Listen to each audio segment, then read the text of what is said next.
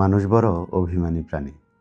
সে চায় তার মন খারাপ হলে প্রিয় মানুষটাকে না বললেও সে বুঝে ফেলুক। ফোন করে খানিক ম্লান গলায় হ্যালো বলতেই ওপারের মানুষটা বলুক, তোমার মন খারাপ? তার এলোমেলো চুল, খানিকটা লাল চোখ দেখে বলুক, তোমার ঘুম হয়নি রাতে? দুঃস্বপ্ন দেখছ? টেনশন করছো কিছু নিয়ে? সে চায় মানুষটা বুঝুক কখন শক্ত করে বুকের সাথে চেপে ধরতে হয়, চোখের সামনে আলতো করে হাত ছুঁয়ে বন্ধ করে দিতে হয় চোখের পাতা। সে চায় মানুষটা বুঝুক কখন হাতের মুঠোয় হাত রাখতে হয়, ফিসফিসিয়ে বলতে হয়, আমি তো আছি, তবে মন খারাপ কেন?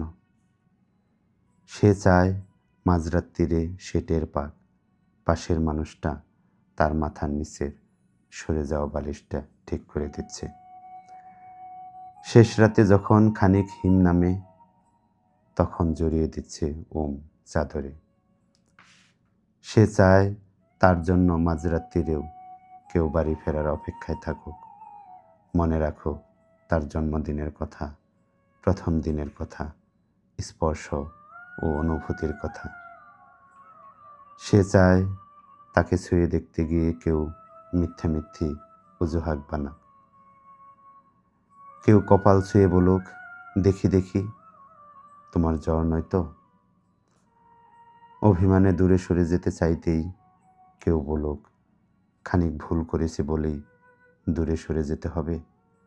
তবে এই যে এত ভালোবাসি, তাতে আরও কাছে আসা যায় না? আরও কাছে, অনেক অনেক কাছে। মানুষ বড় অভিমানী প্রাণী। তারা দুজনই কেবল ভাবে এসবই ওই মানুষটা করুক, ওই অন্য মানুষটা, কিন্তু শেষমেশ করা হয় না কারোই। তাই কাছে আসার রঙিন দিনেরা ক্রমাগত দূরে যাওয়ার ধূসর বিবর্ণ গল্প হয়।